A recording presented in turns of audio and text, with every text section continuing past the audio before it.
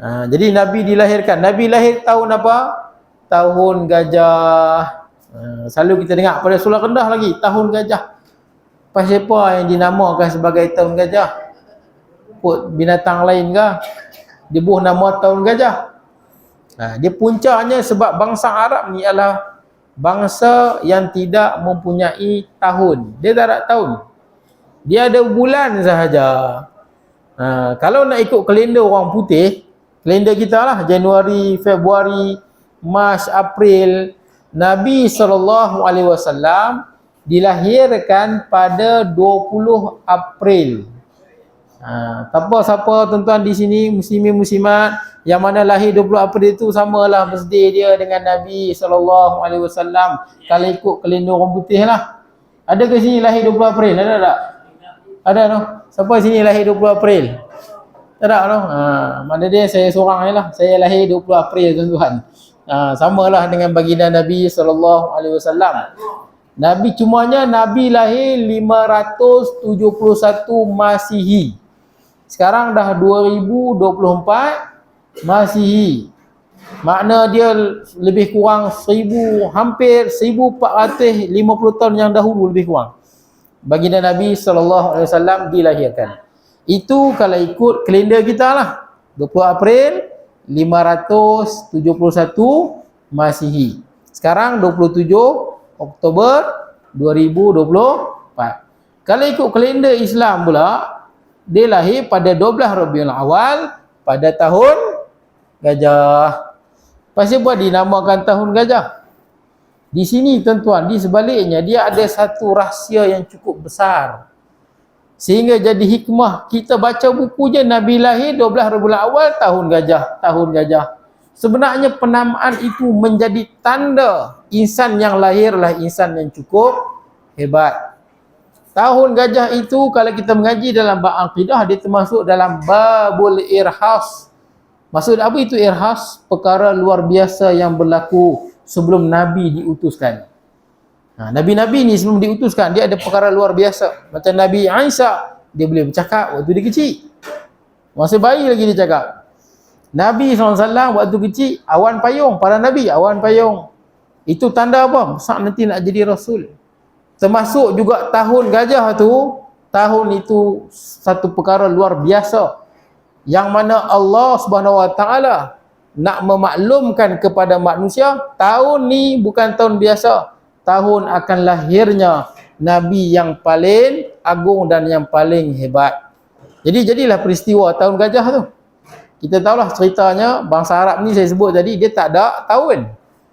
Tahun yang kita ada ni 1000 tadi Ustaz sebut 1446 Hijrah. 1446 Hijrah kita mula kira daripada Nabi berhijrah. Nabi berhijrah berapa tahun dah daripada Mekah ke Madinah? 1446 tahun yang dahulu. Dia bermula daripada peristiwa tu.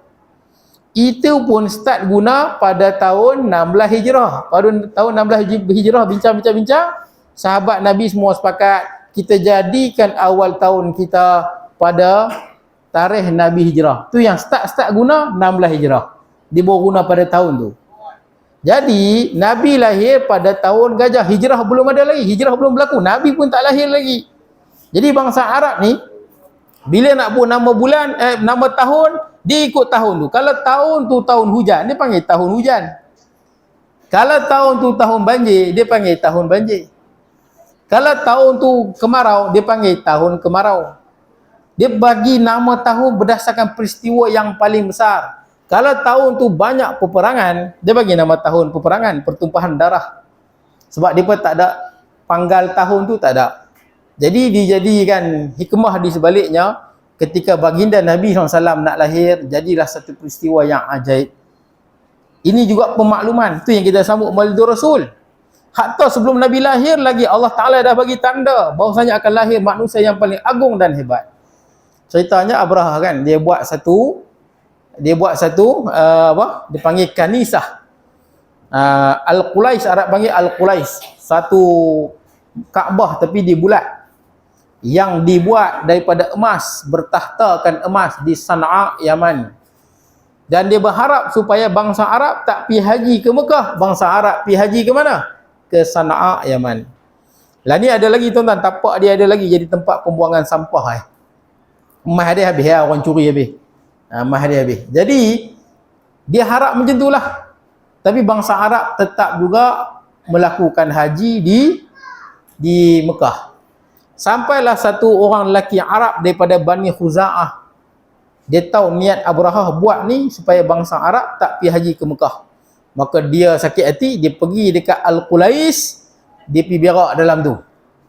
Bila dia pergi berak dalam tu, maka Abrahah pun sakit hati. Abrahah pun bawa 12 ekor gajah. 12 ekor gajah dengan tentera yang kuat. Abrahah ni dia beragama Kristian dan dia negro, berkulit hitam. Daripada Ethiopia. Dia bawa tentera dia dan gajah. Gajah dia bawa pula gajah Afrika. Kalau kita tengok gajah di Greek tu besar, gajah Afrika dia lebih besar dan tinggi. Gajah Afrika dia lagi tinggi dan besar. Dia bawa 12 ekor gajah. Dan ketua gajah tu nama dia Mahmud. Ada nama Mahmud ke sini? Tak ada kot. Mahmud tu nama gajah Abrahah. Bukanlah makna Mahmud tu tak elok. Mahmud tu makna dia elok. Mahmud tu maksud dia yang terpuji. Jadi sedap nama gajah Abrahah tu, Mahmud yang terpuji. Jadi dia bawa 12 ekor gajah. Pasal apa dia bawa gajah? Sebab kuda, dia tengok gajah dia takut. Jadi susah nak lawan. Bila dia bawa gajah tinggi, kuda takut. Tu bangsa Arab tak mampu lawan Abrahah. Dia pun cuba lawan tapi semua kalah. Dia berserang Abrahah, semua kalah, ditawan. Pendek ceritanya, sampailah Abrahah di mana? Nabi tak lahir lagi Nabi lahir 50 hari setelah peristiwa ni. 50 hari setelah peristiwa ni barulah Nabi SAW lahir. Jadi sampai di Mekah, Abrahah nak runtuh, pendek ceritalah, dia nak runtuhkan Kaabah. Bangsa Arab lari habis semua. Pasal tak mampu nak lawan dengan Abrahah. Masa ni Tok Wan Nabi ada nama Abdul Muttalib. Abdul Muttalib, Abrahah masa sampai di Mekah, Abrahah dia ambil 200 ekor unta Abdul Muttalib. Dia ambil, dia rampas. Maka Abdul Muttalib jumpa Abrahah, dia minta serahkan balik unta tu 200 yang ambil. Abrahah kata dekat Tok Wan Nabi, aku sangka engkau datang nak merayu supaya jangan meruntuhkan Kaabah. Tapi tak sangka engkau memikirkan tentang unta berbanding tentang Kaabah. Kata Abdul Muttalib, aku ni tuan kepada unta. Kaabah tu dia ada Tuhan dia yang akan lindung dia. Aku tuan Kaabah, tuan unta, aku minta unta lah. Mekah, Kaabah tu dia ada Tuhan dia, Allah yang akan lindung. Kata Abrahah, Allah pun tak mampu lindung. Abrahah sebut. Maka Abdul Muttalib pun kata dekat semua bangsa Arab, dia kata semua lari ke gunung. Sebab dia tahu bala akan turun. Kalau bala turun, yang duduk dekat pun dia sapu semua. Itu bala, dia takkan kena orang tertentu ya. Bala punya cara, dia akan sapu semua. Kita ustaz ke, kita orang masjid ke, bala mai, dia akan sapu semua. Sebab itulah Nabi-Nabi, kita baca kisah Nabi apa? Nabi Nuh kan, banjir. Yang tak naik kapal, mati semua. Nabi apa? Nabi Lut. Bila nak turun bala, malaikat akan pesan, keluar. Betul tak? Keluar engkau dan isteri engkau. Bala nak turun ni. Wala yaltafit minkum ahada. Jangan, bukan sekadar lari, jangan tengok belakang. Malaikat pesan. Sebab itulah masa Nabi Lut lari, isteri Nabi Lut lari sekali, tapi dia tengok belakang. Isteri Nabi Lut dia jahat. Jadi bila malaikat angkat bumi, isteri Nabi Lut pun terangkat sekali ke atas. Kemudian diterbalikkan. Jadi semua pakat lari ke bukit. Maka ketika ni bangsa Abdul Muttalib berdoa pada Allah. Pendek ceritanya, peristiwa ajaibnya, mereka nak runtuhkan Kaabah yang apa? Saya sebut Mahmud tadi tu, lembu kepada Abrahah. Dia tak mau pergi sondai Kaabah. Dia pun suruh pukul dah, suruh dia sondai Kaabah. Dia tak mau. Dia pergerakkan dia ke arah lain, dia nak gerak ke arah Kaabah, dia tak mau. Dalam keadaan yang sedemikian, tiba-tiba semua bangsa Arab yang ada di situ menyaksikan peristiwa yang sangat ajaib. Ini kata irhas. Kalau kita ada pada zaman tu, kita pun tengok sangat ajaib. Satu tentera yang sangat kuat tiba-tiba dihancurkan oleh pasukan burung. Tak tahu burung tu main pada mana. Ada ulama kata burung tu rupanya macam burung layang-layang saja. Dia main tiba-tiba. Kemudian burung tu pula dia bawa 3 batu. 1 di paruh, 2 di kaki dia. Batu tu kecil je, bukan batu besar, kecil. Dan pada batu tu dah ada nama dah. siapa yang akan kena. Dan burung tu lepasnya. Mana ada batu tu pergi, dia macam apa? Guided. Macam guided dengan GPS tu. Hebatlah. Dia baling tu memang dia pergi tepat kena. Dia bukan kena bertubi-tubi. Bukan kena bertubi-tubi sampai apa? Berlubang-lubang bukan. Batu tu dia kena, dia sipi je dia kena. Bila kena batu tu, maka kena penyakit yang pelik. Penyakit dia, badan menjadi apa? Luruh isi. Tiba-tiba isi ni luruh. Isi luruh sampai badan menjadi berlubang-lubang. Itulah Quran sebut faja'alahum ka'asfim ma'kul, maka jadilah mereka seperti daun yang dimakan ulat. Kena je batu tu, maka isi ni akan runtuh, badan ni jadi lubang-lubang, nampak jantung, nampak buah pinggang, dia jadi berlubang-lubang. Lepas tu baru mati. Abrahah pun dia tak mati di situ, dia mati dalam perjalanan pulang ke Sana'a. Kalaulah kita hidup pada zaman tu, kita akan tengok, subhanallah, ajaib. Rupanya tahun itulah akan lahir manusia yang terbaik, iaitulah baginda Nabi sallallahu alaihi wasallam. Baik, pendek cerita. Maka Nabi SAW lahir 2 bulan sebelum Nabi lahir, ayah Nabi. Ayah Nabi nama apa tuan-tuan? Tahu no? Nama apa? Abdullah. Abdullah. Saya selalu kalau ceramah saya buat duit bagi. Tapi Ustaz Syahri kata ni semua orang yang apa? Bukanlah orang tua, orang apa? Veteran. Lembut sikit. Dia sebut orang yang berumur lah. Kalau budak-budak saya buat duit, bolehlah jawab bagi RM1. Kat tuan-tuan takkan nak bagi kot. Betul tak? Siapa nak jawab RM1? Tak padan kan? Kalau kami Ustaz 500, 100 boleh lah. Baik, jadi tuan-tuan tak apa. Bin Abdullah, Muhammad bin Abdullah bin Abdul Muttalib bin Hashim bin Abdul Manaf bin Qusay bin Kilab, panjanglah sampailah Nabi Allah Ismail. Jadi sebelum baginda Nabi SAW lahir ni, 2 bulan sebelum Nabi lahir, bapa Nabi yang bernama Abdullah, tuan-tuan semua sedia maklum, meninggal dunia. Meninggal dunia di mana? Meninggal dunia di Madinah tu. Jauh. Mekah Madinah, jarak dia ada lebih kurang 500 km. Sekarang ni kalau buat jalan 450 km. Sekarang ni dia buat jalan kan, dia potong bukit tu jadi 450 km. Kalau dulu kan dia jalan bengkang-bengkok, merentas gunung, dia 500 km, jauh. Kenapa ayah Nabi meninggal di sana? Sebab bekerja lah, cari rezeki.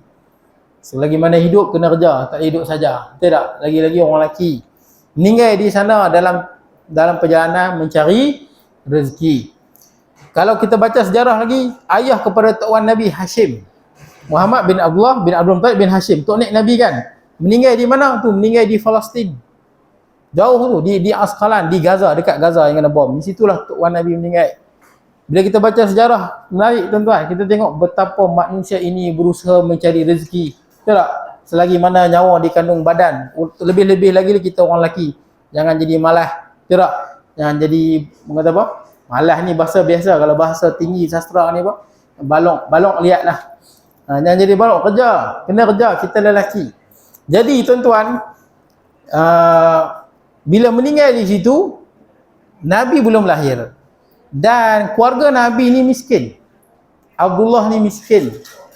Tak ada harta. Dia meninggal dunia dalam keadaan adalah 1 ekor unta, adalah seekor kaldai, kemudian seorang hamba perempuan berkulit hitam yang bernama Barakah Al-Habsyiyah yang akan menjadi apa?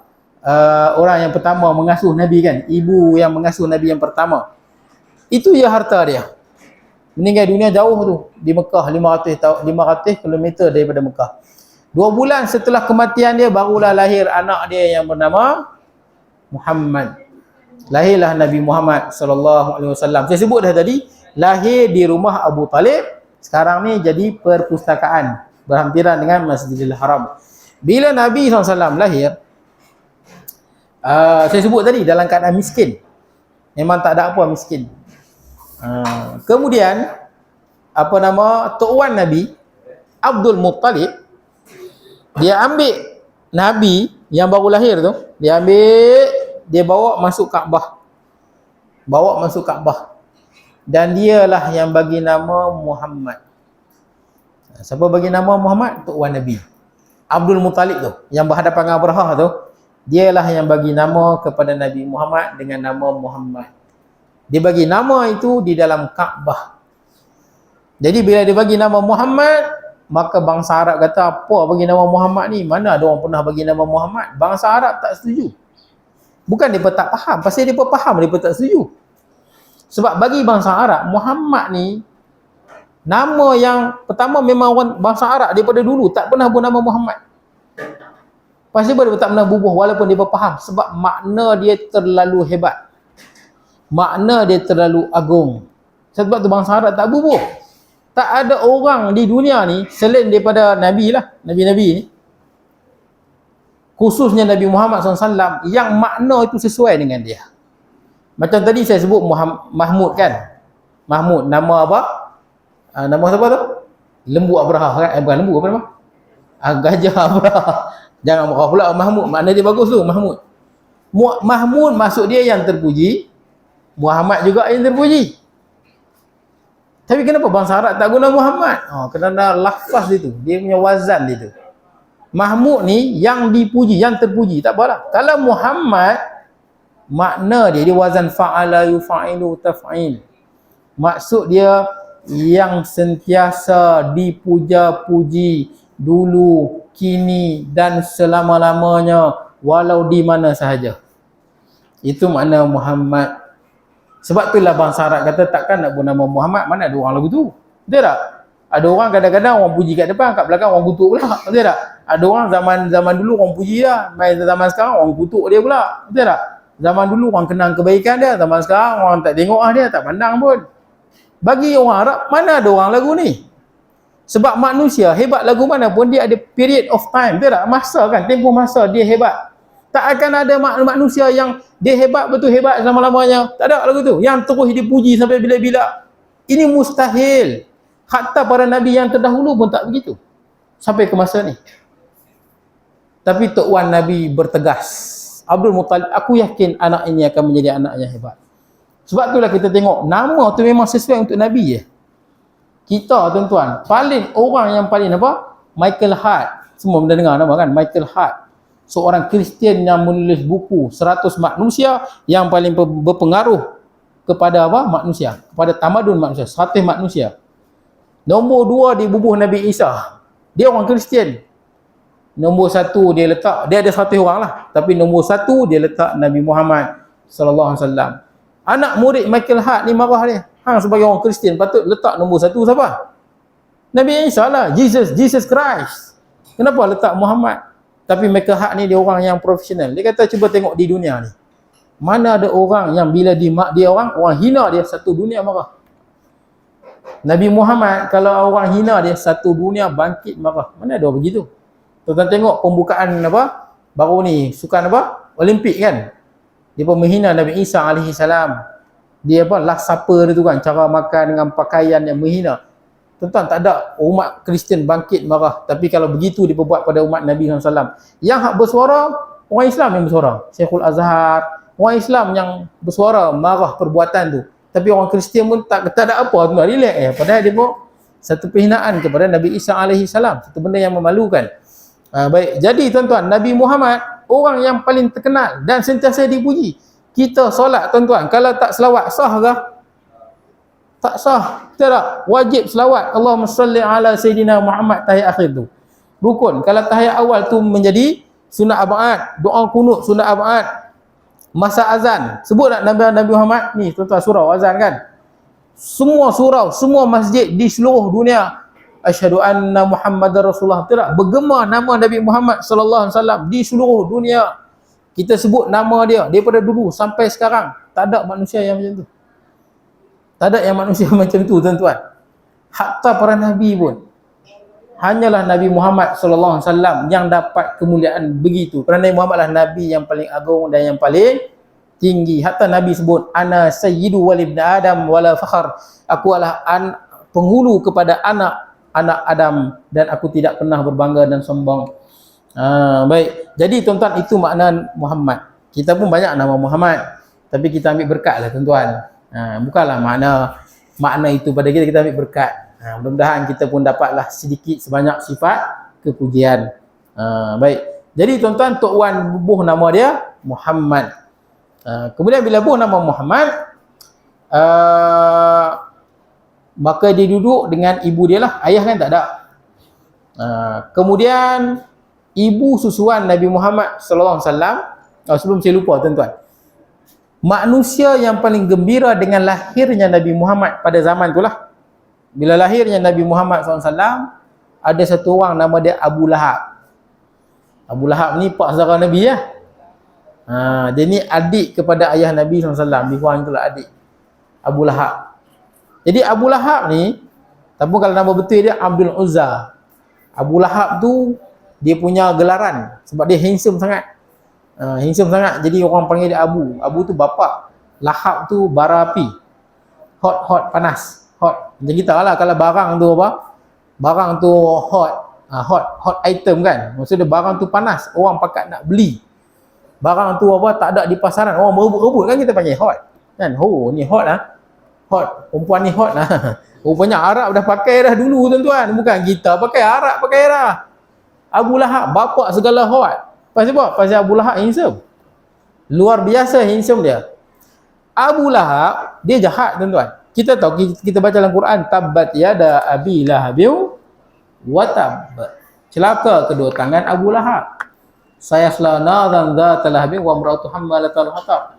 Dia akan masuk neraka. Bini dia Ummu Jamil. Bini ni pun bapa ibu kepada kecantikan, lawa bini dia. Bini dia masuk neraka, dia masuk neraka. Tapi Abu Lahab ni, walaupun kita baca macam tu, dia ni ahli neraka. Tapi Abu Lahab ni lah manusia yang sangat gembira bila dengar lahirnya Nabi Muhammad. Pasal apa dia gembira? Oh, lahir anak abang dia, Abdullah. Abang dia pula dah meninggal jauh di Madinah. Dia sebagai pak saudara ni rasa bertanggungjawab lah. Siapa lagi? Dia sangat gembira bila dengar kakak ipar dia Aminah melahirkan anak. Apa Abu Lahab buat? Dia buat kenduri. Besar-besaran dia buat. Kemudian dibebaskan apa? Suwaibah Al-Aslamiyah. Itu bekas hamba dia yang akan menjadi ibu suan yang pertama kepada Nabi Muhammad SAW. Dibebaskan pasal gembira sangat. Tuan-tuan, setahun setelah matinya, dalam kitab Adabul Mufrad Imam Al-Bukhari rahimahullah, disebut sebuah kisah yang mana setahun setelah meninggalnya Abu Lahab, adik dia seorang lagi nama Abbas. Abbas ni adik dia. Mungkin adik bungsu lah, paling kecil. Abbas ni pak saudara Nabi juga. Dia bertemu dengan Abu Lahab. Maka dia tanya pada Abu Lahab, abang dia kan, macam mana keadaanmu? Dia pun ceritalah keadaan dia yang sangat susah dan seksa. Tapi dia kata, aku ni diringankan azab dan aku dapat minum daripada celah-celah jari Nabi Muhammad SAW. Kerana apa? Kerana dia bergembira dengan lahirnya Nabi Muhammad SAW. Itu yang kita buat Maulidur Rasul. Disuruh Malaysia ni kita buat Maulidur Rasul, betul tak? Tak ada orang nak kata bid'ah. Ada orang kata bid'ah ke? Yang nak kata bid'ah mula ni buat dah tuan-tuan, tapi ubah nama. Dulu Maulidur Rasul, malu nak buat Maulidur Rasul, buat Zikrar Rasul. Sama ya. Dia sama ya. Dia pun sama, buat ceramah, buat makan, sama ya. Betul tak? Dulu dia kata bid'ah, betul tak kan? Tapi dia berasa bid'ah ni lama-lama macam tak apa, tak valid dah. Betul tak? Orang tak pandang lah. Tapi kalau tuan-tuan pergi di tanah Arab, dia pun masih lagi sebut. Oh, jangan sama Maulidur Rasul ni bid'ah, tolaklah masuk neraka. Masih lagi ada. Tapi di Malaysia ni ada negeri yang lain sikit pada orang, dia pun buat juga. Dia pun nak ikut mainstream juga. Kira nanti ketinggalan zaman. Cuma ubah nama jelah. Ubah nama, konten tu dia apa? Mungkin modify sikit. Asalkan apa? Diterima lah. Sebab itulah tuan-tuan, kita buat Maulidur Rasul. Sebab kita nak kenal Nabi SAW, kita nak menzahirkan kecintaan Nabi SAW. Tidak bila lagi nak buat. Betul tak? Kita ambil tempoh-tempoh masa lah. Ayyamillah, hari-hari kebesaran. Wadhkuru bi ayyamillah, dengan hari-hari kebesaran Allah. Antaranya ni hari Nabi SAW dilahirkan. Baik. InsyaAllah tuan-tuan, kita harap mudah-mudahan hadirnya kita pada program ni, pada pagi ni, tuan-tuan yang menyumbang mungkin untuk apa, makan dan sebagainya, mudah-mudahan ini termasuk dalam amal bakti, amal jariah yang diterima oleh Allah. Mudah-mudahan bermanfaat di akhirat kelak. Sebagaimana Abu Lahab diringankan azab dia tuan-tuan pada hari Isnin. Kerana apa? Kebaikan dia waktu Nabi SAW lahir. Baik, jadi tuan-tuan, bila Nabi lahir, ibu susuan yang pertama Suwaibah Al-Aslamiyah. Arab ni biasa tuan-tuan nak ibu susuan. Kemudian Arab ni juga depa ada budaya anak yang baru lahir Depa akan hantar ke pendalaman. Tak duduk di Mekah tu. Kenapa? Sebab di Mekah tu bangsa Arab datang daripada seluruh tempat. Kan dia buat haji. Buat haji lah, tapi haji dia tu bercampur bau lah dengan benda-benda syirik, dengan berhalanya di situ dan sebagainya. Tapi buat haji lagi. Sebab buat haji ni kan amalan daripada Nabi Ibrahim alaihissalam. Jadi bangsa Arab ni macam-macam, ada main tawaf telanjang lah, sembelih binatang, bubuh darah kat Kaabah lah. Keadaan dia bukanlah keadaan yang sihat. Ada penzinaan lah, ada kezaliman lah, ada peperangan lah. Jadi biasanya untuk sihat dan segar, mereka akan hantar anak ni duduk di pedalaman, jauh daripada perang, jauh daripada budaya kasar, budaya yang tak elok. Jadi mereka hantar ke dalam. Itu tabiat dia. Jadi datanglah ibu susuan daripada kabilah Bani Sa'ad. Saya cuba ringkaskan tuan-tuan dalam masa sejam suku ni tuan-tuan, supaya kita boleh habislah tuan-tuan tentang sejarah Nabi secara ringkas.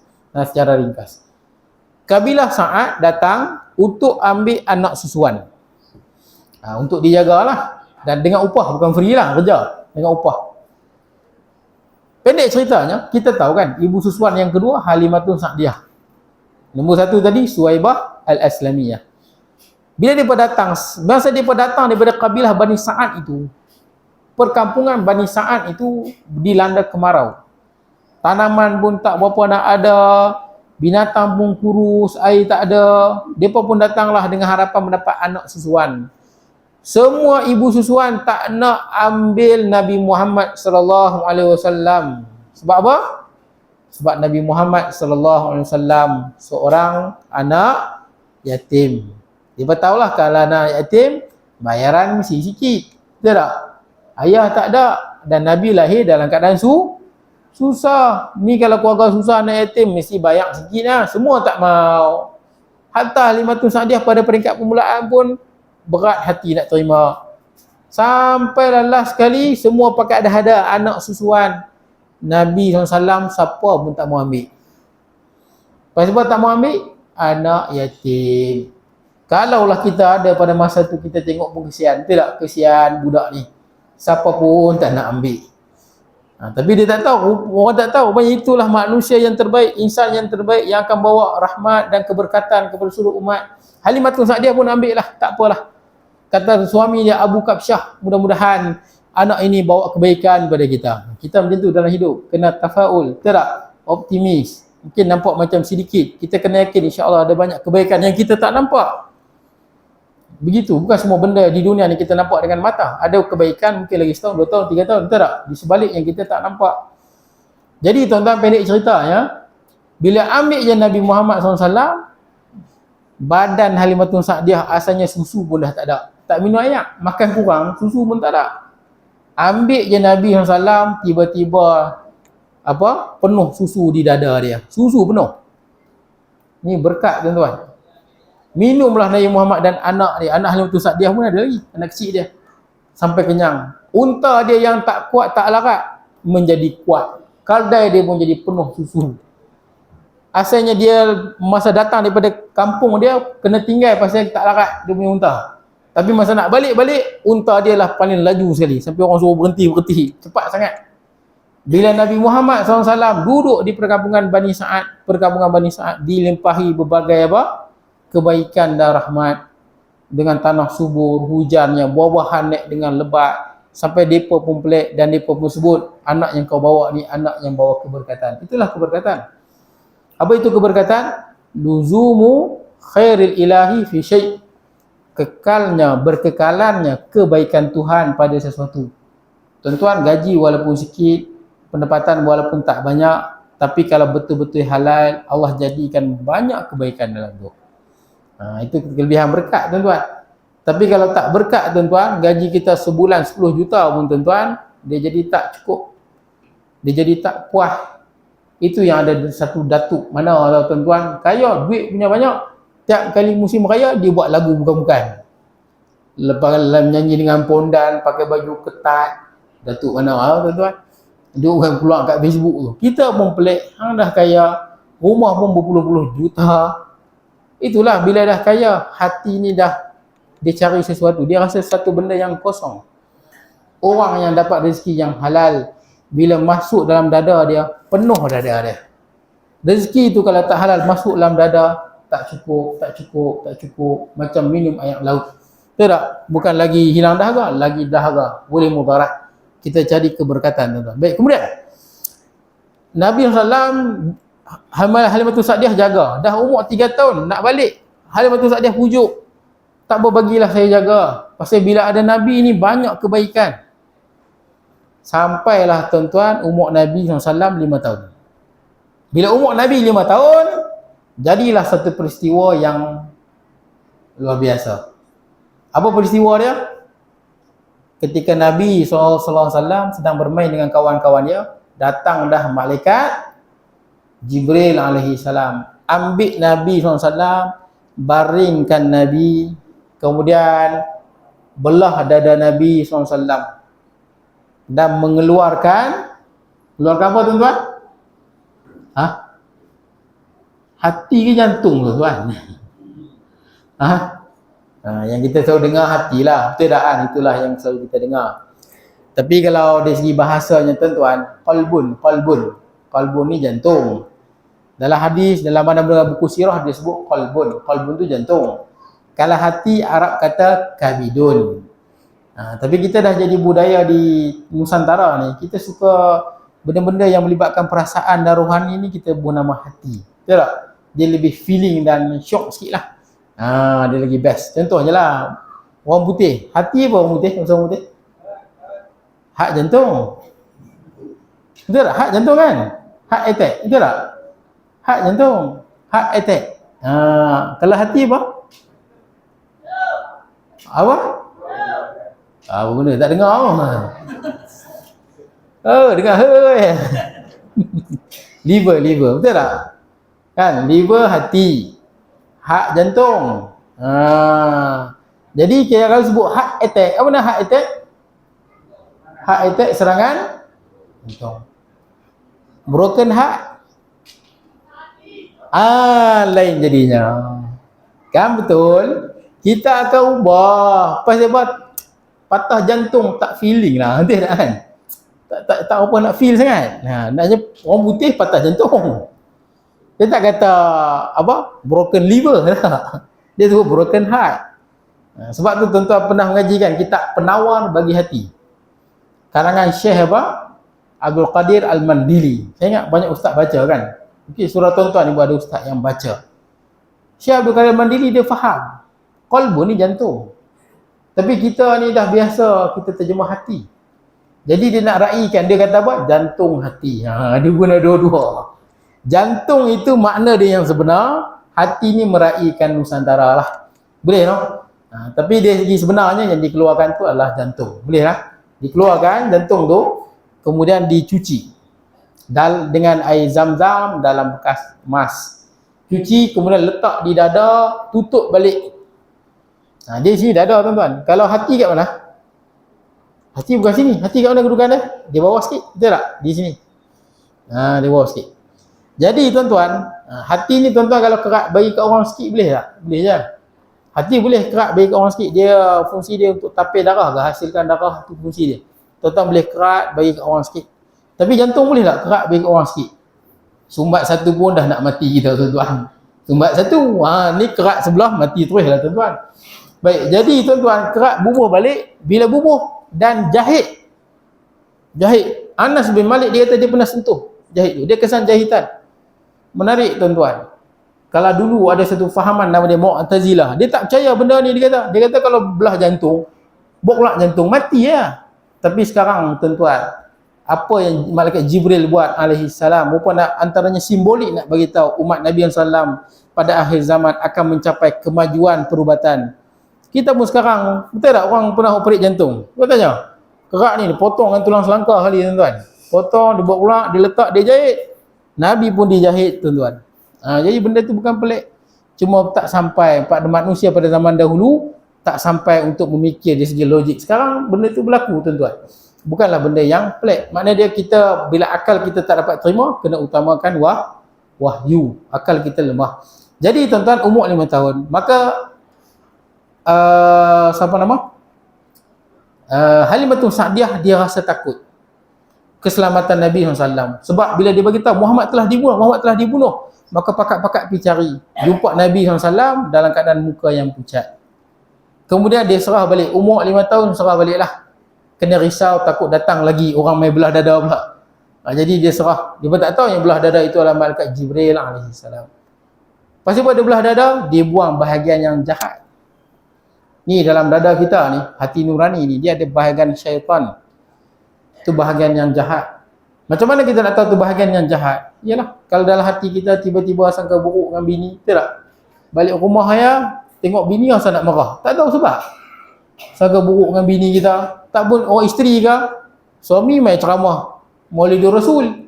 Dia duduk kat rumah fikir, ni mesti duduk lepak kedai janda. Dia fikir macam tu. Dia fikir dia duduk sangka buruk. Dia main sangka buruk, dia main dendam, tak ada pasal. Dia main lintasan-lintasan yang jahat. Itulah syaitan, itulah bahagian syaitan. Itulah yang kita kena lawan. Kita jangan ikut. Kita ikut tu lah boleh bercerai laki bini. Betul tak? Tak tentu pasal. Boleh jadi bergaduh. Kita tahu lintasan tu jahat, kita jangan layan. Kita kena lawan, kita kena kalahkan. Itulah bahagian syaitan di dalam dada kita. Jadi tuan-tuan, umur 5 tahun duduk dengan mak dia.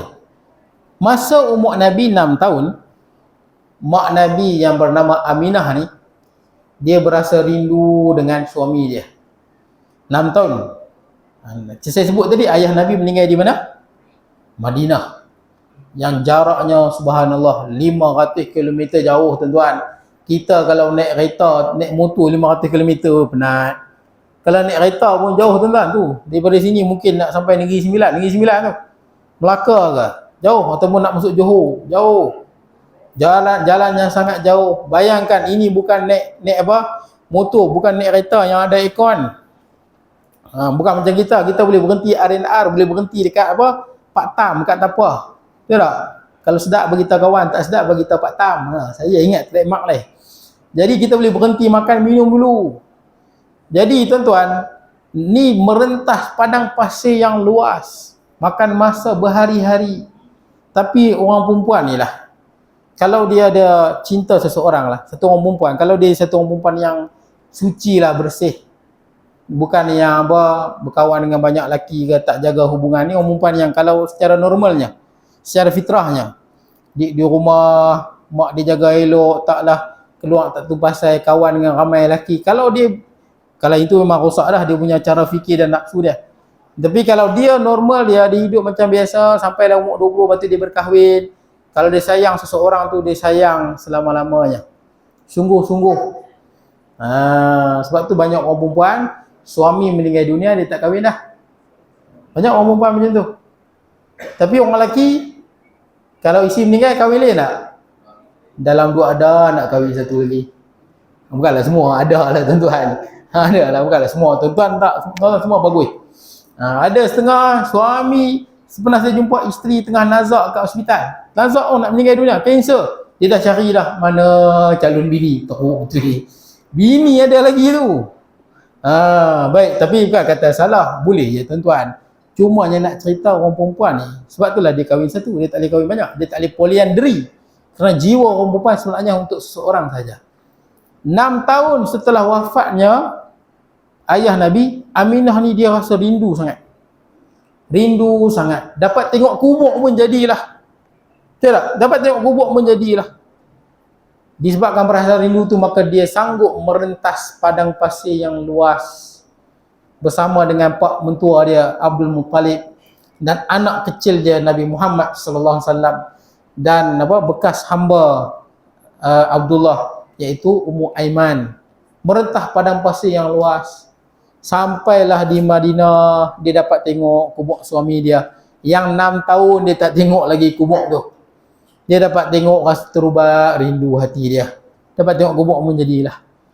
Dah duduk lama di situ, pulanglah semula.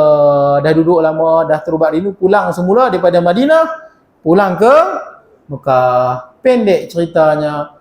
Baru jalan lebih sikit, sampailah di perkampungan nama dia Abwa. Sebuah perkampungan di antara Mekah dengan Madinah. Tapi kalau tuan-tuan tengok peta tu, dia dekat dengan Madinah lah. Dia dekat dengan Madinah. Tuan-tuan pernah pergi kan? Saya tak pernah pergi tuan-tuan. Saya yakin ni ada yang haji, betul tak? Mungkin ada yang dah umrah beberapa kali, mungkin haji beberapa kali, tuan-tuan tahu. Tempat dia antara Mekah dengan Madinah. Saya tak pernah sampai. Jadi di Abuwa tu, tiba-tiba mak Nabi Siti Aminah pula ditimpa sakit. Dah sakit tuan-tuan, meninggal dunia pula kat situ. Dalam perjalanan tuan-tuan, nak tengok suami, tengah jalan meninggal dunia. Nabi Muhammad sedih tak tuan-tuan? Kalau ikut dalam sirah, Nabi Muhammad sedih. Sebab Nabi Muhammad juga manusia tuan-tuan. Basyarum mislukum, beza yuha ilaikum. Nabi dia ada wahyu. Tu beza dia, luar biasanya. Nabi sedih. Nabi ada sedih, ada marah. Jadi Nabi sedih macam mana? Nabi menangis, naik ke bukit. Lari naik ke bukit, turun. Naik ke bukit, turun. Pasal apa? Sedih mak meninggal dunia. Kalaulah kita ada pada masa tu, kita tengok pun kesian. Betul tak? Kesian budak. Budak ni, dah lah miskin. Kalau kita tengok masa tu, kesian, dah lah miskin. Ayah tak ada. 6 tahun, mak pula meninggal dunia. Tok Wan pun tak berapa nak kaya sangat. Harta pun tak berapa ada. Dan bila meninggal dunia, ke bumi di situ. Maka baliklah Nabi dalam keadaan, balik dengan siapa? Balik dengan Tok Wan dia, dan baliklah dengan bekas hamba mak ayah dia, Ummu Aiman. Dialah ibu pengasuh yang pertama Nabi SAW. Memang sangat susah, betul tak? Getir. Tapi begitulah dunia berjalan. Dunia berjalan begitu. Tuan-tuan baca saja sejarah Bani Umayyah, Bani Abbasiyah, Turki Utsmaniyah, Kesultanan Melaka, dia bangun daripada keadaan yang susah. Betul tak? Malaysia kita yang tercinta ni, dia bukan bangkit dengan mudah, dia bangkit daripada susah. Perjuangan-perjuangan tok nenek kita sampai hari ni kita seronok, boleh mai kerana orang dahulu yang berjuang. Orang putih kata apa? Hard time creates strong men. Keadaan yang susah, keadaan yang sukar, dia akan melahirkan manusia-manusia yang handal, yang hebat. Orang yang hidup dalam susah. Tu yang tok nenek kita zaman Jepun, British, hebat-hebat belaka. Sebab keadaan itu membentuk jiwa yang hebat, jiwa yang cekal. Jadi, strong man creates good time. Good time. Orang yang hebat kuat, dialah yang berjaya melahirkan keadaan yang aman damai. Betul tak? Ni kita aman damai pasal apa ni? Tu tok nenek kita yang ratusan tahun, 446 tahun dijajah, tok nenek kita berjuang. Itu yang kita dapat keamanan ni. Dapat keamanan. Sekarang ni lah good time. Tapi apa jadi? Good time creates weak man. Keadaan yang aman damai, keadaan yang seronok, dia akan menyebabkan ramai menjadi lemah. Betul tak? Dah lupa dah perjuangan tok nenek dahulu. Dah lupalah susah payah tok nenek dahulu. Perjuangan macam nak martabatkan Islam dan Melayu di tanah air ni. Panjang cerita perjuangan dia. Sebahagian orang dah lupa. Bila dah lupa, weak man dia buat apa? Weak man creates chaos ataupun hard time. Maka orang-orang yang lemah, yang lupa perjuangan tok nenek dahulu, mereka inilah yang akan menyebabkan jadinya susah balik. Jadinya kacau bilau balik. Baik tuan-tuan, kita ada setengah jam tuan-tuan, saya habiskan. Baik, jadi tuan-tuan, baliklah Nabi SAW di bawah jagaan Ummu Aiman. Siapa yang biayai? Yang membiayai dia adalah datuk dia, Abdul Muttalib, yang membiayai perbelanjaan Nabi Muhammad SAW yang diasuh oleh Ummu Aiman. Kemudian tuan-tuan, umur 8 tahun, Tok Wan Nabi pula meninggal dunia. Abdul Muttalib pula meninggal dunia. Meninggal dunia Abdul Muttalib, siapa pula nak jaga ni? Abu Talib. Abu Talib, pak saudara Nabi. Yang Nabi sayang dia, tapi sedihlah pasal dia tak beriman. Sampai ke akhir hayat dia. Daripada umur Nabi 8 tahun, sehinggalah umur Nabi 50 tahun, dijaga dan diasuh oleh siapa? Dijaga oleh Abu Talib. Jaga keperluan, hatta dia juga yang melindungi Nabi SAW ketika mula dakwah 42 tahun. Satu tempoh yang cukup panjang.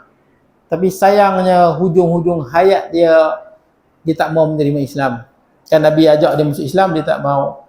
Pasal apa? Sebab bangsa Arab ni bila berpegang dengan agama nenek moyang, satu kebanggaan, satu apa, kehebatan. Bila masuk Islam ni dia panggil apa? Dia panggil orang yang keluar Islam. Dia satu istilah dia tuan-tuan. Saya lupa tuan-tuan. Dia istilah dia tu pada orang yang keluar pada ajaran nenek moyang. Jadi itu yang apa? Sobik dia panggil, sobik. Sobik ni teruk orang yang tinggal agama nenek moyang. Dia pun tak mau digelarkan tu. Abdul Abu Talib dia tak mau digelar tu, maka dia kekal dalam keadaan agama nenek moyang ni. Tak apalah, Abu Talib dialah yang jaga Nabi SAW daripada umur 8 tahun. Jadi waktu umur 9 tahun, Nabi ni dia tahu pak saudara dia miskin. Abu Talib miskin, anak pula ramai. Miskin dan anak pula ramai. Apa yang Nabi buat? Nabi umur 9 tahun, Nabi dah ambil upah dah menggembala kambing penduduk Mekah. Pasal apa? Nak tolong nak bagi tolong pak saudara.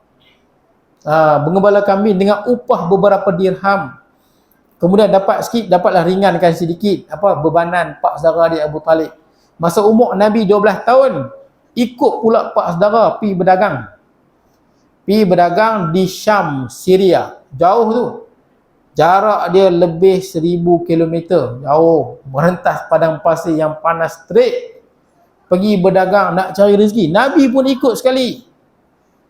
Maknanya kita ni kena ingat jasa orang yang buat baik pada kita. Dan kita kena ingat jangan ambil kesempatan di atas orang lain. Dah orang lain buat baik, kita cuba balas kebaikan dia. Fakafi'u, kita cuba balas. Nabi nak ringankan bebanan pak saudara dia. Cumanya bila sampai di Syam, sampai di Busra, kota Busra tu, jumpa seorang pendeta yang bernama Buhairah. Buhairah tengok Nabi SAW, dia tahu ni Nabi SAW. Dia pegang pula, nampak tanda ni di belakang Nabi ni. Antara dua bahu ni ada macam isi timbul sikit. Macam teluk burung buyuh. Itu adalah tanda kenabian, dia panggil khatamun nubuwah. Dia pegang, dia tahu. Maka kata Buhairah, bawa baliklah. Kalau orang Yahudi tahu Nabi akhir zaman lahir daripada bangsa Arab, orang Yahudi akan bunuh. Sebab orang Yahudi sangka dia datang daripada bangsa Yahudi, datang daripada bangsa Arab, disuruh balik. Baik. Cumanya Abu Talib ni, selama mana dia menjaga Nabi SAW, Abu Talib ni dia rasa Nabi ni dia tak macam anak dia yang lain.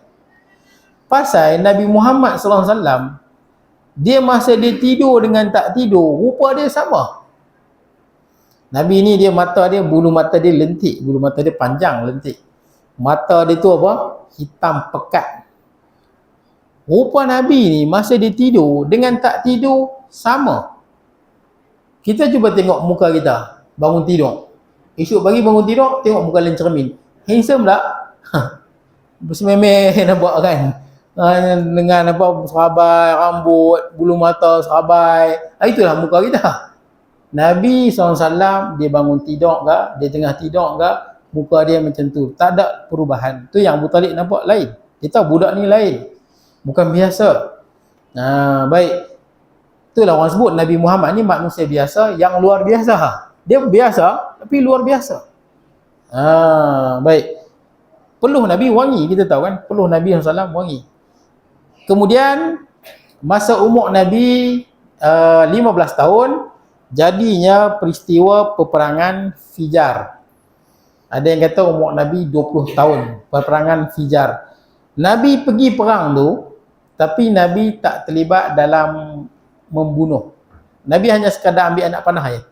Dia jadi peperangan antara bangsa Arab Quraisy dan satu bangsa Arab yang lain. Jadi Nabi hanya ambil anak panah, Nabi bagi pada pak saudara dia. Sebab para Nabi ini maksum sejak daripada lahir sampai mati. Bukan nanti jadi Rasul baru maksum. Daripada kecil lagi dah Allah Ta'ala pelihara dia. Sebab tu Nabi-Nabi kita tak pernah dengar ada Nabi minum arak ke, Nabi berjudi ke. Sebab kalau Nabi buat kerja lagu tu, pengikut dia boleh kata, Nabi pun dulu buat, lepas tu bertaubat. Kami pun macam tu lah juga. Nak buat nanti kami taubat lah. Nabi tak ada. Nabi maksum, Allah pelihara. Sejak daripada kecil. Sebab itulah Nabi SAW, masa dia kecil, masa dia remaja, Nabi hanya pernah 2 kali sahaja Nabi teringin nak join orang Arab, masyarakat Arab jahiliyah, pesta-pesta dia. Arab jahiliyah ni dia pesta kenduri lah, macam-macam. Cuma pesta dia tu penuh dengan maksiat. Lagu lah, arak lah, percampuran lelaki perempuan. 2 kali je Nabi bukan pernah nak buat maksiat, cuma pernah nak tengok dia buat apa. Jadi bila Nabi kali pertama Nabi nak pergi, Nabi suruh kawan dia, tolong tengok kambing-kambing ni. Bila Nabi pergi ke tempat tu, nampak Nabi turun ke Mekah, tengok ada perayaan besar. Nabi tanya, ni perayaan apa? Oh, ni perkahwinan fulan bin fulan. Nabi pun duduk sekali nak tengok apa yang best sangat. Bila Nabi duduk, telinga dan matanya Allah Ta'ala tutup sehinggalah Nabi tertidur. Kalaulah Nabi, Allah Ta'ala tak jaga, Nabi pun join, tengok orang berjoget, minum arak apa semua, pastilah akan ada sekarang orang yang akan cakap. Betul tak? Alah, kami pergi kelab malam buat maksiat. Nabi pun kan pernah buat. Mesti ada orang cakap macam tu. Nanti kami tobat lah. Kan ada orang kepala tu panggil macam murjiah sikit. Baik. Jadi tuan-tuan, Allah Ta'ala lindung dan Nabi tertidur. Sedang-sedang dah sinaran matahari. 2 kali. Kali kedua pun sama. Nabi duduk dalam majlis tu, Allah Ta'ala tutup mata dan telinga Nabi. Nabi pun tertidur. Sehingga Nabi pun tak lihat apa yang berlaku di sekelilingnya. 2 kali tu je. Semenjak pada tu Nabi tak pernah lagi teringin nak menyertai apa-apa pesta perayaan bangsa Arab jahiliyah. Kemudian umur Nabi 25. Ni masuk fasa lain sikit. Umur Nabi 25, Nabi pergi lagi berdagang ke Syria, Syam. Tapi kali ni dia bawa harta seorang perempuan yang kaya. Nama perempuan ni apa? Khadijah. Khadijah tahu Nabi Muhammad ni seorang yang jujur, budi pekerti, yang mulia, al-amin kan, yang amanah, dipercayai. Khadijah tawarkan kalau dengan upah yang lebih tinggi, bawa harta Khadijah berdagang di Syria. Tuan-tuan tengok Nabi ni, Nabi berdagang 1000 kilometer, menempuh panas terik nak cari rezeki. Kita yang bukan Nabi ni lagi lah tuan-tuan, kena kerja tuan-tuan. Nabi-Nabi semua kerja. Tak ada Nabi-Nabi yang duduk saja. Semua kerja. Nabi Adam bercucuk tanam. Anak Nabi Adam Habil menternak. Qabil bercucuk tanam. Nabi Idris menjahit. Nabi Daud tukang besi. Nabi Nuh tukang kayu. Nabi Musa mengembala kambing. Siapa yang duduk saja? Tak ada orang malas yang duduk saja. Jadi Nabi SAW pergi berdagang tu ditemani oleh pembantu, seorang pembantu nama Maisarah. Nama pembantu ni Maisarah. Sebahagian orang yang terjemah buku dia tersilap, banyak silap. Dia tulis seorang pembantu wanita, hamba lah, yang menemani Nabi. Berdua pergi ke Syam. Kata perempuan Maisarah. Maisarah, banyak kadang buku dia terjemah dia kata hamba perempuan. Bukan hamba perempuan. Banyak orang silap sebab dia rasa Maisarah ni perempuan kot. Maisarah, nama Arab, boleh untuk laki, boleh untuk perempuan. Itu Maisarah. Cuma kita di Malaysia ni biasa Maisarah laki ke perempuan? Perempuan. Kalau di Arab, laki boleh, perempuan pun boleh. Macam mana kita tahu? Bila kita baca buku bahasa Arab, cek balik buku bahasa Arab. Sebab saya tengok setengah buku Tisirah yang tafsir, dia kata hamba perempuan. Ini mustahil. Takkan Nabi berdua-duaan dengan orang perempuan dalam perjalanan yang 1000 kilometer. Berdua-duaan menempuh padang pasir, ini mustahil. Cek balik buku Arab, tengok, oh kita tahulah. Qala Maisarah, qala, oh laki ya, kalau perempuan qalat, betul tak kan? Arsalathu Khadijah, oh laki ya, kalau perempuan arsalatha Khadijah. Kena tengok dhamir, bukan tengok dhamir, oh laki. Tapi orang kata hamba perempuan pasal dia tengok nama Maisarah, dia kata perempuan. Ini silap tuan-tuan, hamba lelaki yang bernama Maisarah. Jadi Maisarah ni, Khadijah pesan kat Maisarah, hang perhati dia. Macam mana perangai dia, fi'il dia. Teruskan perjalanan sampailah di Syam, Syria. Sampai di sana Nabi Muhammad sallallahu alaihi wasallam di kota Busra. Tengok kota Busra yang masa umur 12 tahun jumpa Buhairah tu. Sampai lagi kota Busra, Nabi rehat di bawah sebatang pokok. Tak jauh daripada pokok tu ada gereja. Ada seorang rahib, dia perhati pada jauh, dia tengok. Dia tengok sebab pokok tu takkan ada orang yang rehat kecuali Nabi saja.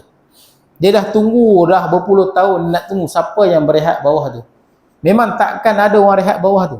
Takkan ada siapa yang tergerak hati pun nak pergi rehat bawah tu. Hanyalah Nabi SAW. Dia tengok Nabi rehat. Maka dia jumpa Maisarah. Dia kata, siapa tu? Maisarah kata, seorang lelaki daripada bangsa Arab Quraisy. Kata pendeta ni, dia kata, yang ni adalah Rasul. Tidak ada yang berehat bawah ni melainkan seorang Rasul. Ada yang kata pokok tu masih ada sekarang ni. Ada yang katanya lah. Sebagai orang dia tak percaya, dia kata usia pokok tu baru 500 tahun. Sebagai orang kata itulah pokok. Memang pokok tu memang subur lah, subur dan rindang. Ada yang kata pokok tu masih ada, ada yang kata tak ada. Wallahualam. Baik, jadi tuan-tuan, Nabi pun berdagang harta Khadijah dan Nabi seorang yang jujur. Maka orang suka tuan-tuan, kedai yang jujur kan. Kedai, mana-mana kedai kalau dia jujur, masak elok, harga pun elok. Ramai ada orang? Ramai. Tapi kalau ustaz dia menipu tuan-tuan, jual yang basi, orang pun tak pergi. Kita kan. Dia tipu je, orang tak pergi. Sekali orang dah tipu, tobat orang tak pergi lah.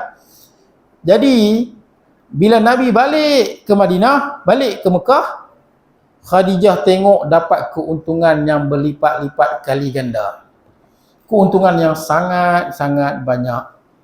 Ketika inilah Khadijah pun dia terdetik hatilah. Apatah lagi Maisarah pula cerita bagaimana akhlak Nabi dalam perjalanan sangat baik, sangat mulia. Kemudian dikhabarkan pula dia adalah utusan akhir zaman.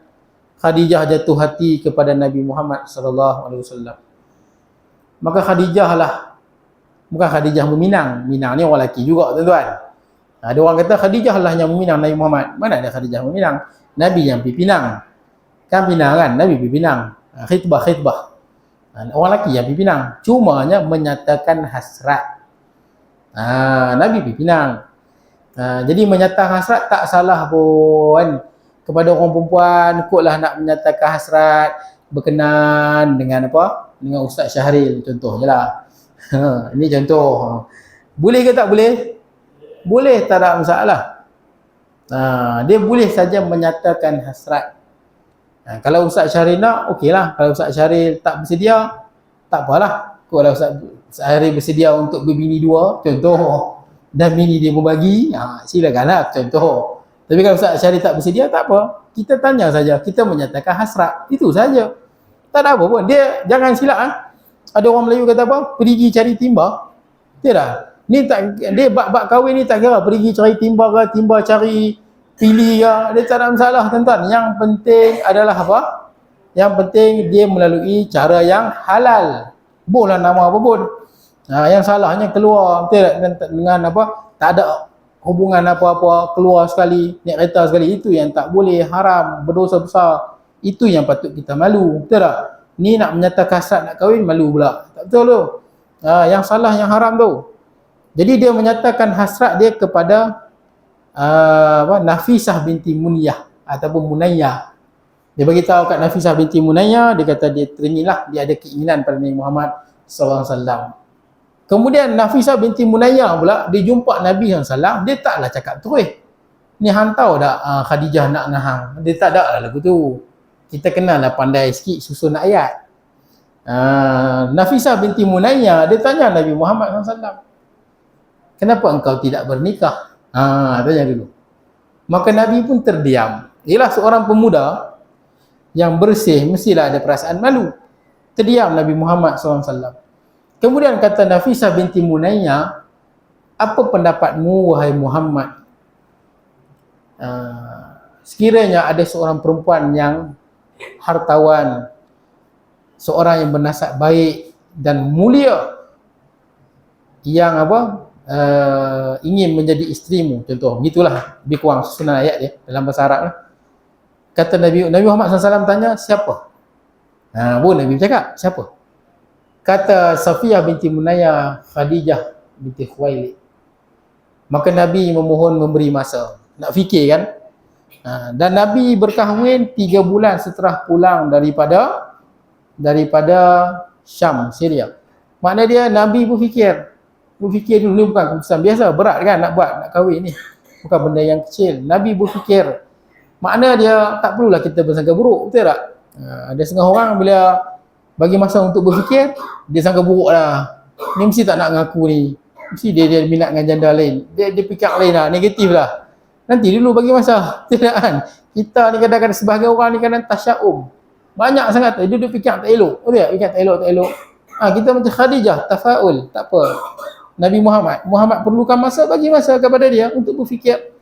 Dan Nabi buat keputusan, ya, dan kemudian Nabi bincang dengan pak saudara, pi meminang. Kahwinlah, kemudian berkahwinlah Nabi Muhammad, panjanglah cerita dia, kahwinlah dengan Khadijah binti Khuwailid.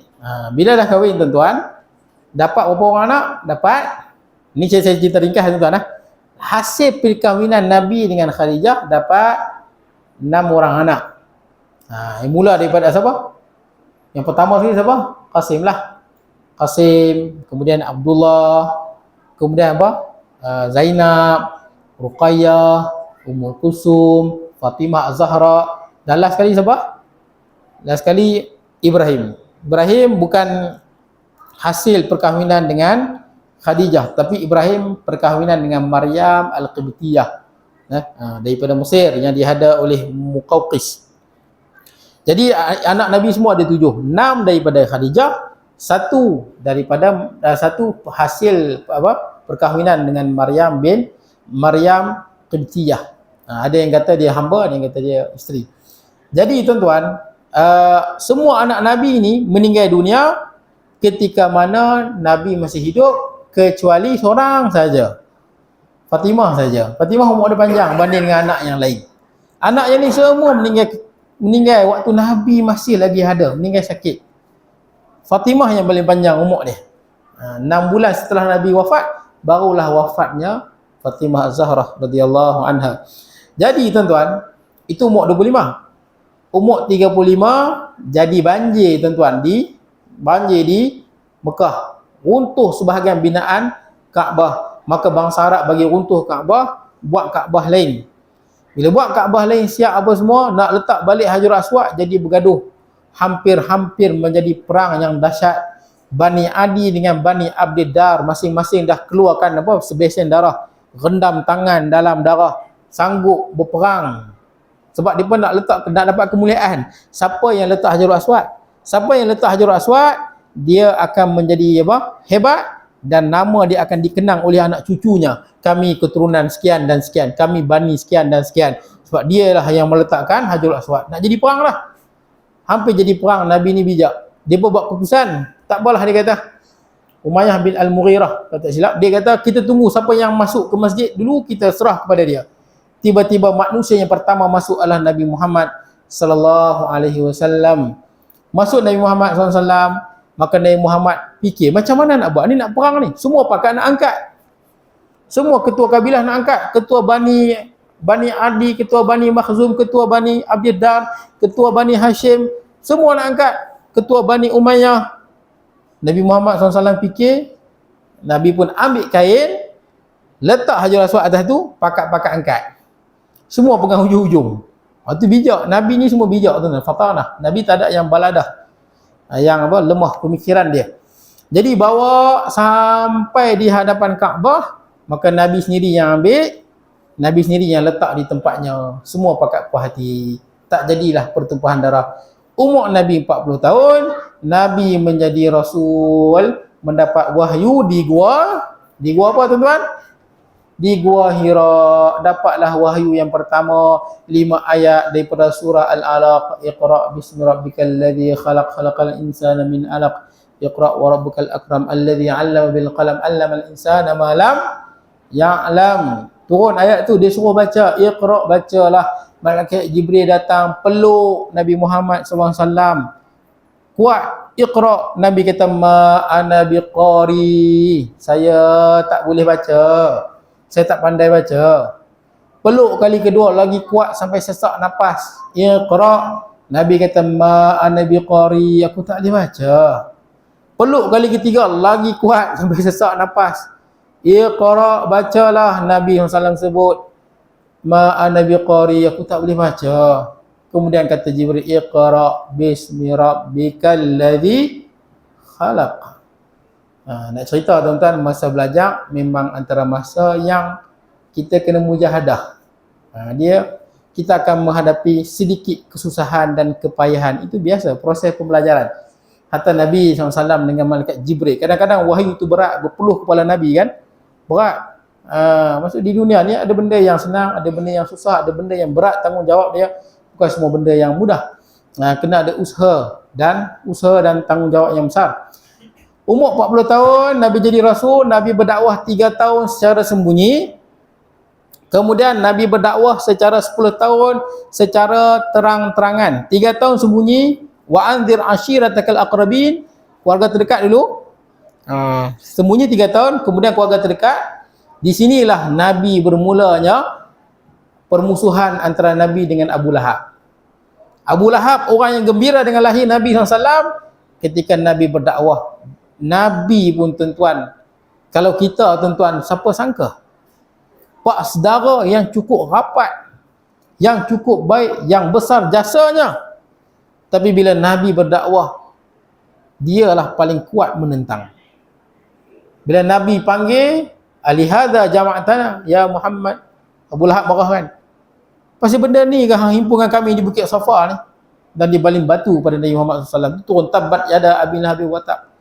Bila Nabi bawa kebenaran, Nabi ditentang habis-habisan oleh orang yang dulu sangat baik dengan Nabi Muhammad SAW. Begitulah tuan-tuan jalan-jalan kebenaran. Dia tak semudah yang kita sangka. Tak ada Nabi mai berdakwah tuan-tuan, tiba-tiba orang bentang kapet merah, sila masuk. Tak ada tuan-tuan, dia akan ditentang habis-habisan. Sampai pak saudara yang cukup baik, dia menentang Nabi Muhammad SAW. Dia juga antara penentang yang jadi kuat. Malah Abu Lahab, salah seorang yang termasuk 10 orang yang nak bunuh Nabi pada malam hijrah. Nama dia pun ada dalam tu, Abu Lahab. Nak menetak sekali kan, supaya Bani Abdul Muttalib tak dapat menuntut darah Nabi Muhammad SAW. 10 tahun tuan-tuan menghadapi saat yang sangat sukar, sangat getir. Umur Nabi 53 tahun. 7 minit kita tuan-tuan. Dia 7 minit ni 11.30. Tahlil ni ke macam mana Ustaz? Oh, selamat 11.30. Okey, baik. Jadi tuan-tuan, Nabi umur 53 tahun, jadilah peristiwa hijrah. Hijrah panjang lah tuan-tuan. Kalau hijrah ni satu ceramah lagi. Betul tak? Satu ceramah hijrah saja. Jadilah hijrah panjang lah kalau nak cerita A to Z tu. Hijrah, Nabi berhijrah bersama dengan Sayyidina Abu Bakar As-Siddiq radhiyallahu an. Sebab itulah sepakat tuan-tuan, ahli sunnah wal jamaah, Sayyidina Abu Bakar radhiyallahu an ialah seafdal-afdal sahabat ataupun seafdal-afdal manusia setelah para nabi dan rasul. Digelar As-Siddiq, Sayyidina Abu Bakar As-Siddiq radhiyallahu an. Dialah yang bersama dengan Nabi, dia panggil apa? Sahibul Ghar. Dialah yang bersama dengan Nabi di dalam gua. Sebut dalam Quran tu, waktu berhijrah. Idh yaqulu sahibihi la tahzan innallaha ma'ana idhuma fil ghar. Ketika mana mereka berdua dalam gua. Gua mana? Gua Syur waktu nak berhijrah. Idh yaqulu sahibihi, ketika Muhammad berkata kepada sahabatnya. Sahabat Sayyidina Abu Bakar ni diiktiraf oleh Al-Quran. Ketika mana dia berkata kepada sahabatnya, dia kata apa? La tahzan. Nabi kata, ni surah ayat 100 kalau tak silap, surah Taubah. Jangan sedih. Jangan dalam keadaan apa? Jangan sedih. Innallaha ma'ana, Allah Ta'ala bersama dengan kita. Kemudian dengan Sayyidina Abu Bakar berhijrah sampai di Madinah pada Rabiul Awal. Menarik tu, tengok tarikh ya. Nabi lahir bila? 12 Rabiul Awal tahun Gajah. Kalau ikut kalender orang putih, 20 April 571 Masihi. Nabi sampai Madinah bila? 12 juga. 12 Rabiul Awal. Satu hijrah lah. Hijrah pun tak start lagi. Nanti 16 baru start mula. 12 Rabiul Awal Nabi sampai di Madinah. Kalau ikut kalender orang putihnya 24 September 622 Masihi. 24 bulan 9 tahun 622 Masihi Nabi sampai di Madinah. Duduk pula di Madinah selama 10 tahun duduk. 10 tahun duduk di Madinah. Sampai banyaklah peperangan tuan-tuan. Nak cerita peperangan banyaklah, perang Badar, perang Uhud, perang Khandaq, kemudian perang Tabuk, perang Hunain, banyak peperangan kan yang Nabi sertai. Jadi dalam tempoh yang panjang 10 tahun Nabi duduk di Madinah itu sampailah pada 12 Rabiul Awal. Di Madinah ni kalau tuan tengok banyak ayat-ayat diturun berkenaan dengan hukum hakam. Puasa, zakat, jihad, hukum-hukum pentadbiran sebuah negara, hukum hudud, qisas, semua benda ni turun ketika mana Nabi berada di Madinah. Kalau baca Al-Quran, ya ayyuhalladzina amanu, wahai orang beriman, itu turun Madinah Al-Madani lah tu. Turun setelah Nabi berhijrah. Kalau ya ayyuhan nas, wahai sekalian manusia, itu ayat itu khitab kepada penduduk sebelum Nabi berhijrah. Penduduk Mekah. Supaya manusia, banyak ayat-ayat tentang berfikir. Itu surah Makkiyah, turun sebelum Nabi berhijrah. Maka pada pagi Nabi meninggal juga 12 Rabiul Awal. Nabi meninggal pada 12 Rabiul Awal tahun 11 Hijrah. Tahun 11 Hijrah. Kalau kalender orang putihnya 8 Jun 632 Masihi. Jadi tuan-tuan, panjang tuan-tuan cerita daripada Nabi wafat, sakit sampailah Nabi wafat. Lama Nabi SAW sakit sampailah Nabi wafat. Jadi Nabi meninggal pada waktu Nabi lahir 12 Rabiul Awal, subuh kan? Subuh 12 Rabiul Awal. Nabi wafat, Nabi lahir hari Isnin, Nabi wafat juga pada hari Isnin. Sebab itulah ada sebahagian ulama beranggapan mati yang afdal adalah pada hari Isnin. Ada ulama yang berpandangan begitu. Sebahagian ulama berpandangan mati yang afdal adalah pada hari Jumaat. Ada hadis kan? Ada hadis. Sebahagian ulama berpandangan mati pada hari Jumaat. Hadis riwayat Imam Tirmizi kalau tak silap. Imam Tirmizi pun dia meninggal pada hari Isnin. Dia meninggal pada hari Isnin. Jadi sebahagian ulama kata hari Isnin adalah hari yang paling afdal wafat, kerana Nabi wafat pada hari Isnin. Hari Jumaat pun bagus juga, afdal juga. Jadi meninggal Nabi pada waktu duha. Duha ni lebih kurang macam kita lah. Ni kita nak masuk tengah hari dah. Lebih kurang waktu duha, cahaya matahari mula memanas. Kalau macam kita ni dalam pukul 8, 9 macam tu lah. Lebih kurang macam tu. Matahari dah mula terik. Duha tu panas. Duha tu dah ada. Waktu duha itulah wafatnya Nabi Muhammad sallallahu alaihi wasallam. Dan Nabi dikebumikan di Madinah, Madinatul Munawwarah yang tuan-tuan pergi sekarang ni lah.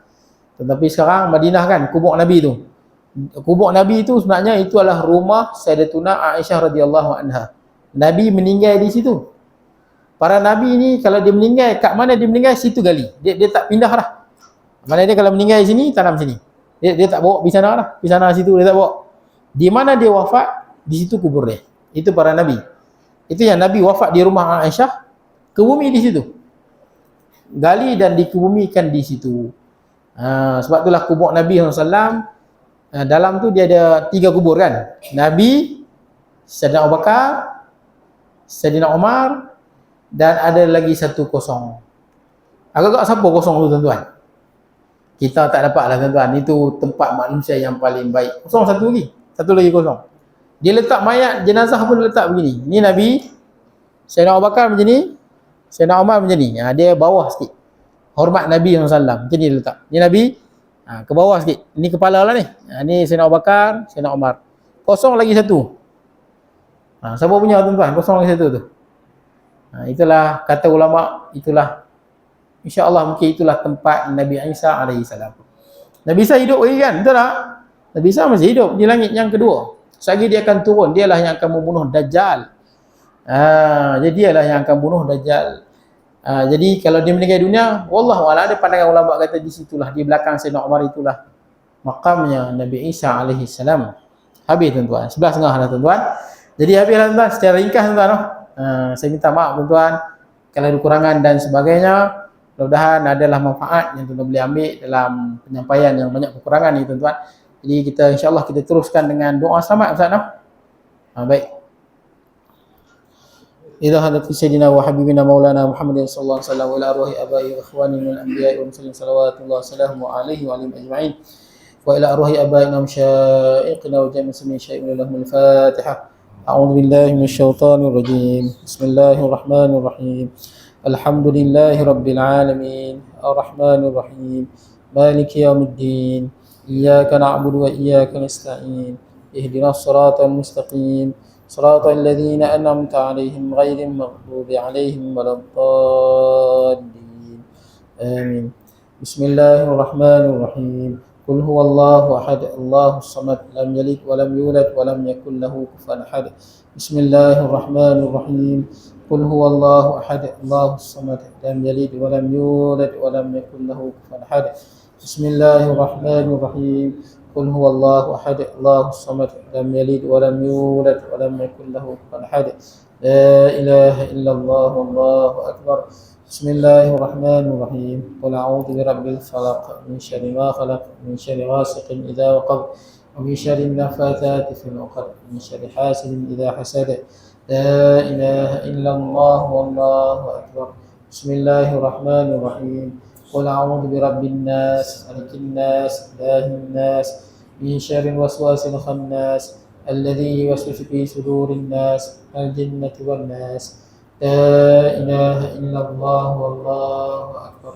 بسم الله الرحمن الرحيم. الحمد لله رب العالمين الرحمن الرحيم مالك يوم الدين. إياك نعبد وإياك نستعين. اهدنا الصراط المستقيم صراط الذين أنعمت عليهم غير المغضوب عليهم ولا الضالين. آمين. بسم الله الرحمن الرحيم. ألف لام ميم. ذلك الكتاب لا ريب فيه هدى للمتقين الذين يؤمنون بالغيب ويقيمون الصلاة ومما رزقناهم ينفقون والذين يؤمنون بما أنزل إليك وما أنزل من قبلك بالآخرة هم يوقنون. أولئك على هدى من ربهم وأولئك هم المفلحون. بسم الله الرحمن الرحيم. الحمد لله والصلاة والسلام على أشرف الأنبياء والمرسلين وعلى آله وأصحابه أجمعين. اللهم إنا نسألك بأننا نشهد أنك أنت الله لأن أنت الأحد الصمد الذي لم يلد ولم يولد ولم يكن له كفوا أحد. اللهم اغفر لنا ذنوبنا والوالدين وارحمهم كما ربونا صغارا. ربنا آمنا فاغفر لنا وارحمنا وأنت خير الراحمين. ربنا أتمم لنا نورنا واغفر لنا إنك على كل شيء قدير. اللهم إنا نسألك سلامة في الدين وعافية في الجسد وزيادة في العلم وبركة في الرزق وتوبة قبل الموت ورحمة عند الموت ومغفرة بعد الموت. اللهم اقسم لنا من خشيتك ما تحول به بيننا وبين معصيتك ومن طاعتك ما تبلغنا به جنتك ومن اليقين ما تهون به علينا مصائب الدنيا ومتعنا اللهم بأسماعنا وأبصارنا وقواتنا ما أحييتنا واجعله الوارث منا واجعل ثأرنا على من ظلمنا وانصرنا على من عادانا ولا تجعل مصيبتنا في ديننا ولا تجعل الدنيا أكبر همنا ولا مبلغ علمنا ولا إلى النار مصيرنا واجعل الحياة زيادة لنا من كل خير واجعل الموت راحة لنا من كل شر ولا تسلط علينا بذنوبنا من لا يخافك ولا يرحمنا. ربنا ظلمنا أنفسنا وإن لم تغفر لنا وترحمنا لنكونن من الخاسرين.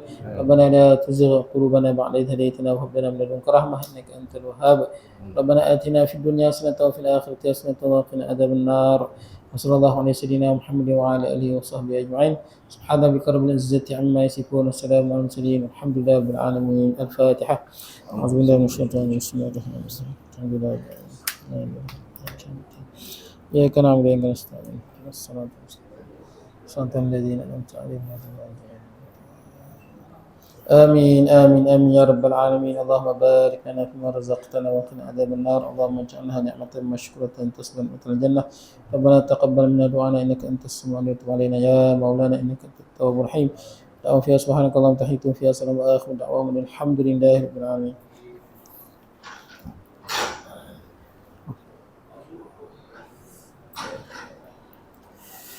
Baik, terima kasih diucapkan kepada Fadil Ustaz Abu Sam bin Abdul Rashid yang telah sudi menyampaikan perkongsian siri ceramah sempena sambutan Maulid Rasul peringkat surau Haji Hasan Kampung Baru Pandak Putih.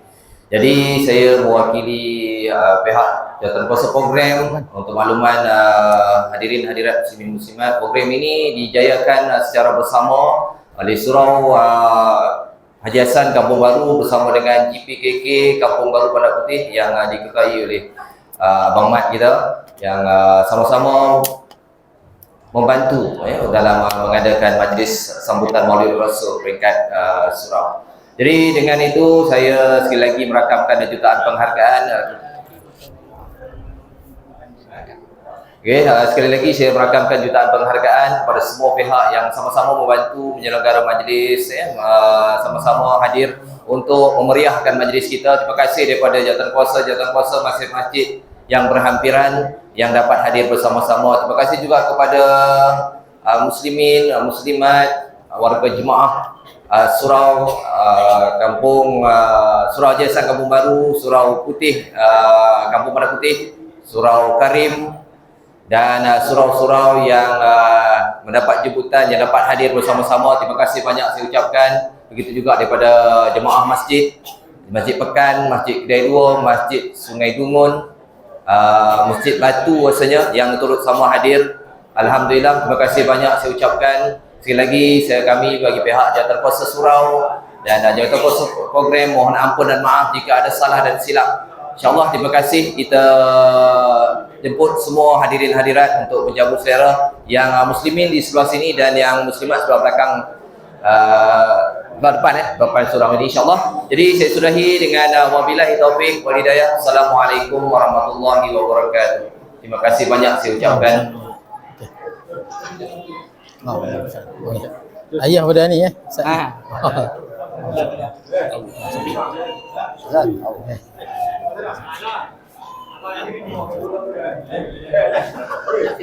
Oh, ni.